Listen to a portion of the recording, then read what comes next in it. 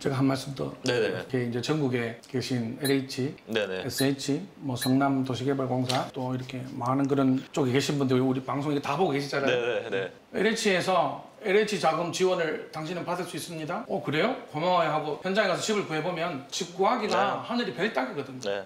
그런 제도는 있어야 그런 거는 만드시지 말고 책상에 앉아서 탁상으로 행정하시기보다는 현장은 물론 많이 다니실 거예요. 내 살 딱 보러 다니시지 말고 잘 만드셨어요. 잘 만드셨는데 조금 더 현장을 이렇게 들여다보고 네. 같이 고민할 수 있는 그런 태도를 가지시기 바랍니다. 안녕하십니까. 네, 부동산 대결 쇼 신과 함께 진행을 맡은 신재민입니다. 신영호입니다. 네, 반갑습니다. 네, 뭐 한 주 동안 잘 지내셨습니까? 네, 덕분에 잘 지냈고요. 네, 여기 코 밑에 뭐가 하나 생겼어요. 아, 그래요? 너무 피곤해서 그런지. 알겠습니다. 매력점이라고 알고 있겠습니다. 좋습니다. 뭐 한 주 동안 뭐 저희가 아직 뭐 반응 이런 걸 잘 몰라요. 네, 그죠? 네. 근데 뭐 제작진 뭐 방송국 놈들께서는 뭐 사실 뭐 좀 재미있었다 이런 얘기를 하셨는데 네. 뭐 어떻게 되는지 일단 저희 결과를 봐야 아는 거니까, 그죠? 그렇죠. 네. 더 열심히 하겠습니다. 그죠? 좋습니다. 뭐 오늘 주제 뭐 도대체 뭐 어떤 거 주십니까?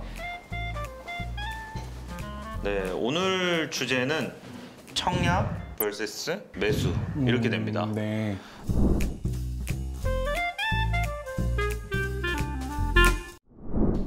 어떻게 생각하십니까? 어떤 느낌이 드세요? 청약 매수? 사실 요즘 뭐 청약이 워낙 광풍이니까. 네. 그렇죠. 그리고 또 부동산 가격이 워낙 뭐 이렇게 돌아볼 때마다 가격이 이렇게 높이 올라가니까. 청약만큼 접근하기 좋은 시장이 없죠. 싸니까. 그래요. 그러면 결국 청약 vs 매수에서 청약 쪽이다? 네, 저는 뭐 둘 중에 선택을 하라면 물론 다 장단점이 있지만 저는 청약을 선택하겠습니다. 좋습니다. 저는 사실 매수거든요. 왜요?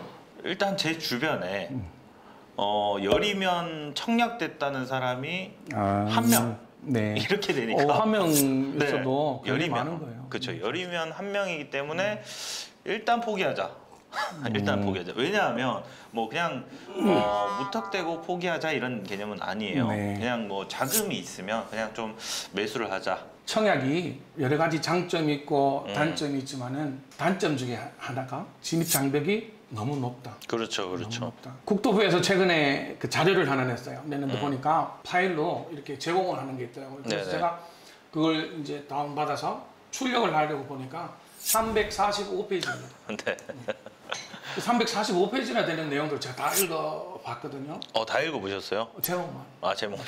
네. 제목만. 그거 어떻게 다 읽어요? 그러니까. 네. 제목만 보면 네. 이제 뭐가 있는지 실제로 뭐가 궁금한지 이제 대강 알 수 있으니까. 그래서 그 제목만 해도 몇 페이지에 그렇죠. 되죠. 네. 그러니까 뭐 연락하신 분들이나 혹은 또 사회에 처음 진입하는 우리 젊은 2030 세대는 단어 자체가 생소하니까. 그렇죠. 사실은 뭐 생소한 단어들이 워낙 많으니까 어떻게 준비를 해야 이제 청약 시장에 가까이 다가갈 수 있을까 이런 고민들 하는 것조차도 사실은 쉽지 않죠. 그렇죠. 지금 말씀해주신 부분에서 사실 지금 우리 20대들 네네. 예를 들어 20대 저는 우리라고 하시니까. 우리 네.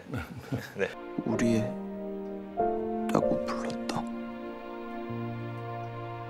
똑바로 하세요. 네. 20대, 30대 이런 젊은 세대, 네. 젊은 세대들이 사실 그 청약집을 얼만큼 읽을까 이런 건 저는 여기 제작진들한테 한번 여쭤보시죠. 여기 30대, 30대, 어? 30대 세 분, 20대, 40대는 없죠, 그죠? 네. 그러면 여기 계신 분들 청약 되신 분도 없으실 거고 당연히 그죠. 예비 네. 예비만 된 것도 사실은 예비만 3번. 예비만 3번. 와. 그것도 되나? 이제 4번째 될 것 같아요. 아니 그러니까 청약 당첨되신 분이 없어요. 지금 여기 5분 계시거든요. 네. 이제 네. 그게 사실은 공부를 안 해서 그래요. 공부를 안 해서. 아니 내가 이제 다음 주 못 뵙겠네. 제가 도와드릴게요. 제일 중요한 것은 네. 이제 자기 스스로를 잘 알아요. 소크라테스가 네 자신을 알라. 그렇죠. 너 자신을 알아라. 네. 그런 것처럼 내가 처한 현재의 그 상황, 컨디션, 재정 능력이라든가 혹은 뭐 결혼 유무, 또 내가 어디에 살고 싶은지 앞으로 직장이라든가 그리고 언제쯤 집을 구할 것인지 디테일한 사실은 주택 구입 계획을 세워야 돼요. 왜냐하면 지금 현재 제도권 안에서 부동산을 가장 싸게 구입할 수 있는 방법이 주택 청약입니다. 그렇죠. 싸게 맞는 말이에요. 맞는 말인데 뭐 박앤세일을 백화점 물건 중에 100개 중에 한 개만 박앤세일한다. 네. 이런 얘기하면 저는 안 가요. 거기 줄 안 서요. 100개 중에 한 개만 하면 할 일 없죠. 그렇죠. 약간 청약이 그런 개념이다. 왜냐하면 지금 여기 계신 분들 포함해서 20, 30대가 사실은 본인이 처한 상황을 누구보다 잘할 거예요. 누구보다. 왜냐하면 일단 가점 계산하면서 이제 아이씨 그죠? 이 욕부터 나오는 현실이 왜냐하면 이게 허들이 너무 높다는 거예요. 그러니까 뭐 물론 좋습니다. 뭐 좀 뭐 다자녀나 뭐 신혼 부부나 뭐 고령 뭐 다 좋아요. 뭐 한부모가 다 좋은데 너무 그쪽으로 몰리다 보니까 저 역차별이 오히려 좀 있는 게 아닌가 이런 생각이 들거든요. 역차별 문제로 접근하기보다는 네네. 제가 조금 전에도 말씀드렸다시피 요즘 젊은이들 우리 뭐 20, 30대 계시지만 내가 몇 년을 벌어야 그러니까 집을 하나 살 수 있을까? 그래서 단순하게 내가 번 월급을 한 푼도 쓰지 않고 10년, 20년 모아서 집을 산다는 그 통계적인 숫자만 보고 자괴감을 느끼지 말고 네네. 제도적으로 비록 345페이지나 되는 그 엄청난 분량이지만은 네. 꼼꼼하게 한번 읽어보시면 됩니다. 그렇죠. 그리고 꼼꼼하게 읽어보시면 예를 든다면 신혼부부를 위해서 또 정책적으로 그렇죠. 다른 사람들 누구보다도 신혼부부에게만 주기 위한 공급 있고 네. 또 생애 첫 주택 구입. 생애 첫 주택 구입은 생애에 처음으로 주택을 구입하는 사람. 네. 근데 여기 같은 경우는 또 장애가 또 하나 있긴 있어요. 네. 뭐 사업 소득세를 몇 년 이상 낸 사람이라 된다든가 또 다자녀. 최근에는 다자녀가 3자녀에서 2자녀로 줄었다. 결정이 났는지는 모르겠습니다만 언론에서 제가 한번 본 기억이 있는데 2자녀만 돼도 네. 다자녀가 돼가지고 이제 먼저 우선권을 부여받을 수 있는 그런 세월이 왔다라는 거고요. 국가유공자, 나라를 위해서 희생하신 분들 아시죠, 그렇죠? 또 국가유공자들이나 또 본의 아니게 이렇게 몸이 불편해지신 그런 분들을 위해서 또 제도적으로 청약과 상관없이 또 우선 공급하는 특별 공급 다양한 제도들이 있습니다. 그래서 한번 먼저 살펴보시고 나 자신을 알고 이렇게 들여다본다면 청약만큼 좋은 주택 구입 방법은 없다. 그럼에도 불구하고 분양 가격이 세잖아요.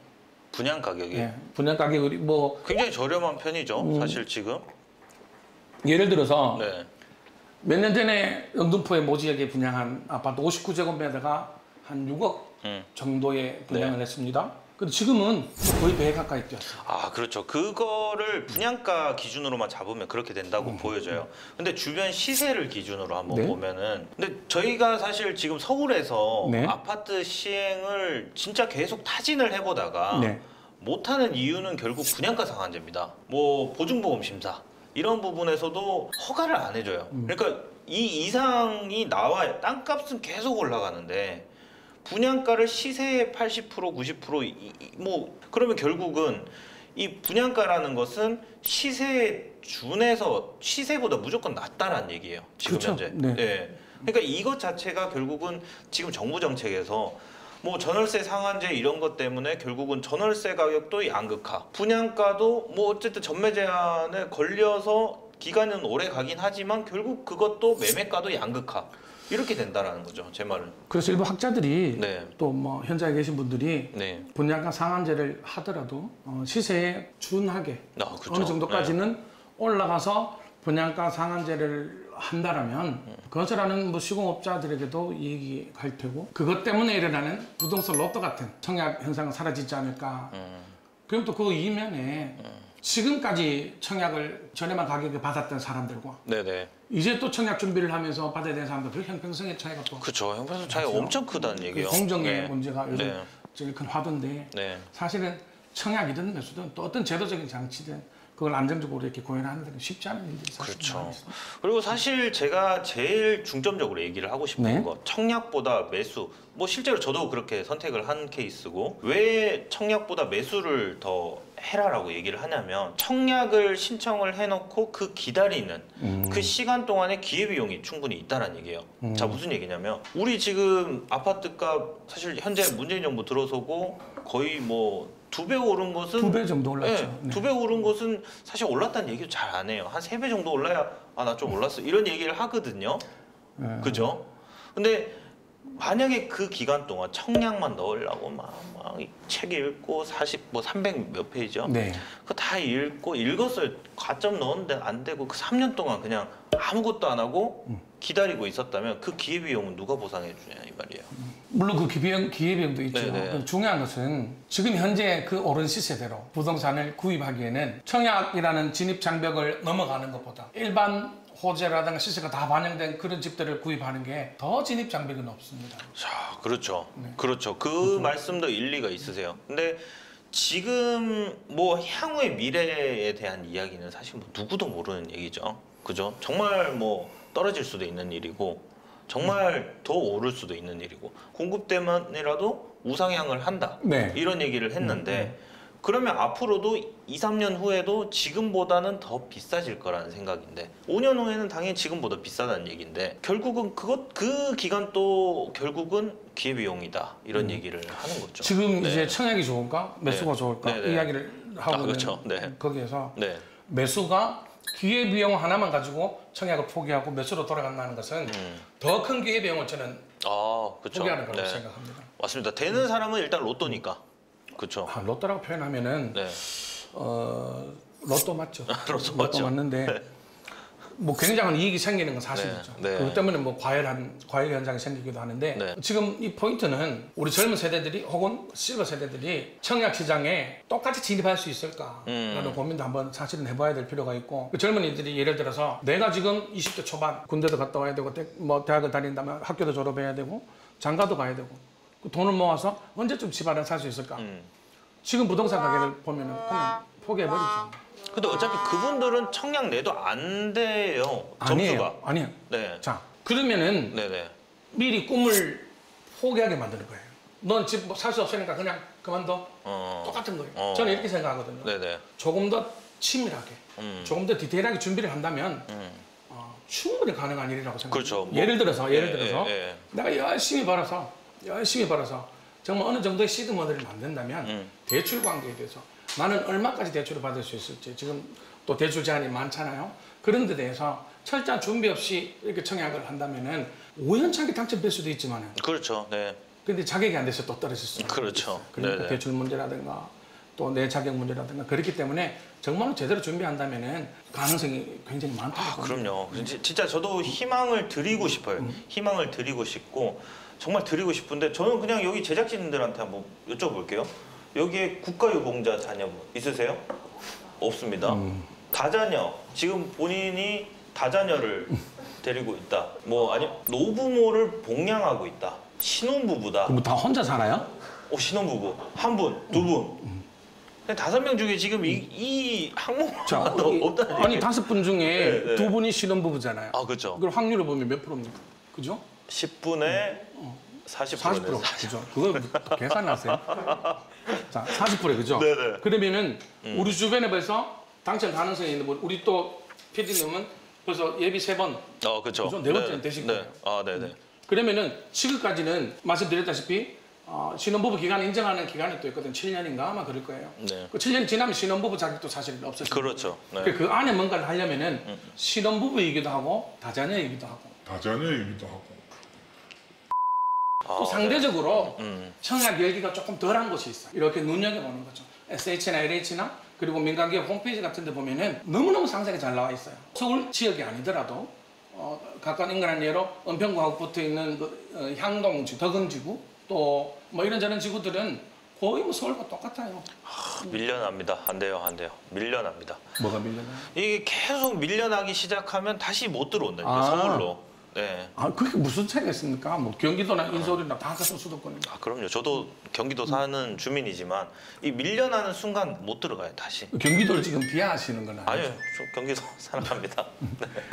내 청약 가점은 몇 점인지 수시로 체크해보고 그럼요. 네. 그런 자세도 또한 우리 젊은이들한테 사실 필요한 거. 요즘 너무 힘드니까 좀 비관적이고 염세적인 공정하지 못한 사회 이런 빌어먹은 이런 그런 것들이 사실은 우리 2030 세대에서 막 일을 하잖아요. 그래서 보니까 어제 기사를 보니까 젊은이들이 알바해서 주식을 한대요. 알바해서 주식을 하는데 설문조사를 했는데 1,000만 가까이 하는 친구들도 꽤 많고 20대에서 그러면 알바해서 주식을 하기에는 그 비용이 좀 큰 거죠. 가만히 보니까 대출을 쓰는 거예요. 이게 사회가 나라에서 제도적으로 청년들이 건강하게 기성세대로 진입할 수 있게 만들어 주려면은 그것부터 좀 면요를 좀 기준을 좀 낮춰야 돼요. 그럼요. 이 청약에 대해서 이 가점 계산하는 것도 저도 사실 그 다 모르겠어요. 진짜 모르겠어요. 제가 부동산 강의하는 사람인데도 모르겠습니다. 그러니까 이걸 좀 간단하게 좀 만들 필요가 있다는 얘기예요. 근데 이 촘촘하면 촘촘할수록 말씀하셨던 역차별이나 소외되는 사람이 사실 없어지는 거 줄어드는 건 사실입니다. 네. 근데 너무 촘촘하니까 네. 이제 그게 접근하기가 어려운 건데 그렇죠. 제일 먼저는 청약 통장 가입을 해야 됩니다. 그럼요. 네. 청약 통장 가입하지 않고 청약 장벽이 넘는 어떤 이렇게 그건 다 거짓말이에요. 세상에서 제일 먼 길이 어딘 줄 아세요? 먼 길. 무거운 건 제 2다리인데 제 엉덩이인데 세상에서 제일 먼 길이 먼 길이 그 신영복 교수가 이런 이야기를 했고 세상에서 제일 먼 길은 내 머리에서 가슴까지 가는 길이라고. 아니 제가 도와드릴게요.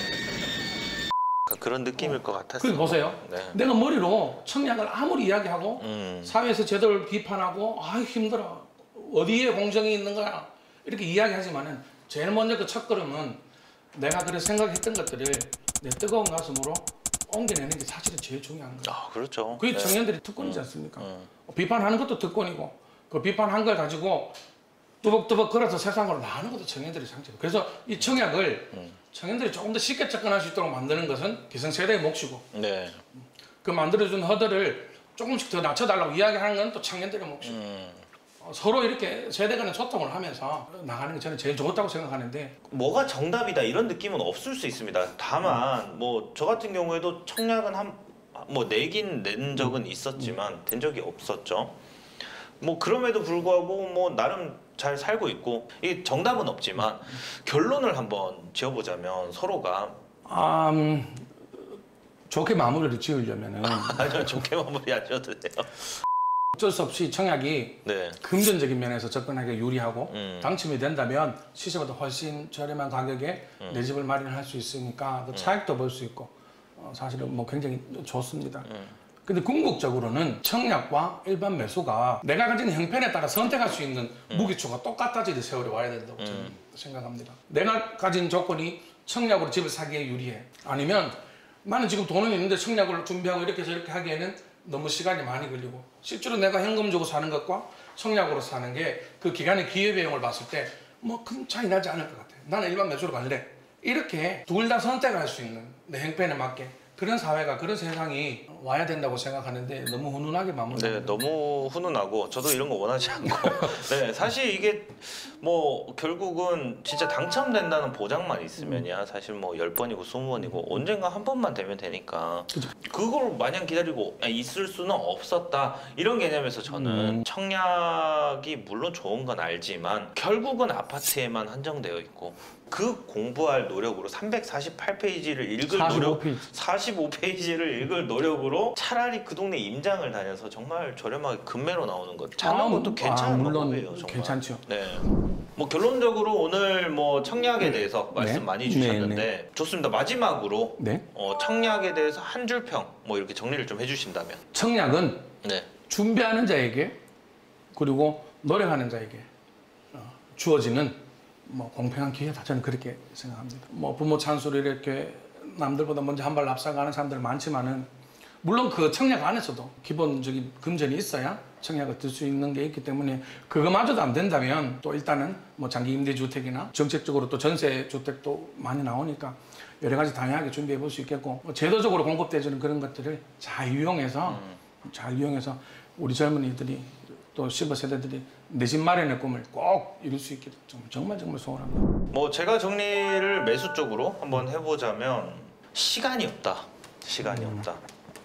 정말 작은 씨드라도 이걸 굴렸을 때 이 커지는 이 광경을 진짜 경험해보지 않은 사람들은 진짜 모를 거라고 저는 생각을 해요. 저도 금수저가 아니니까 사실은 뭐 은수저도 아니니까 그 뭐예요? 한 동 정도. 네. 동수저? 네, 동.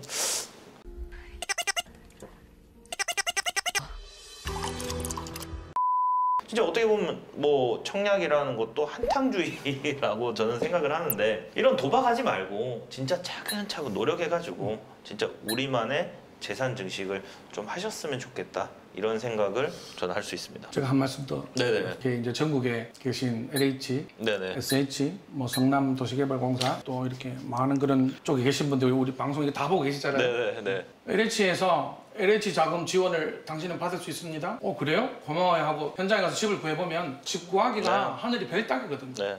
그런 제도는 있어야 그런 거는 만드시지 말고 책상에 앉아서 탁상으로 행정하시기보다는 현장은 물론 많이 다니실 거예요. 내 살 딱 보러 다니시지 말고 잘 만드셨어요. 잘 만드셨는데 조금 더 현장을 이렇게 들여다보고 네. 같이 고민할 수 있는 그런 태도를 가지시기 바랍니다. 네, 과연 여러분 생각은 어떠신가요? 뭐 의견이 있으시다면 댓글로 남겨주신다면 저희가 또 그걸 읽어보고 또 그것에 대해서 또 토론을 하는 시간을 가질 수도 있으니까 얼마든지 뭐 좀 따뜻한 말로 남겨주신다면 정말 좋을 것 같고요. 그리고 좋아요와 구독, 알람 설정은 사랑입니다. 오늘은 여기까지 한번 해볼까요? 네. 그럼 또 만나요.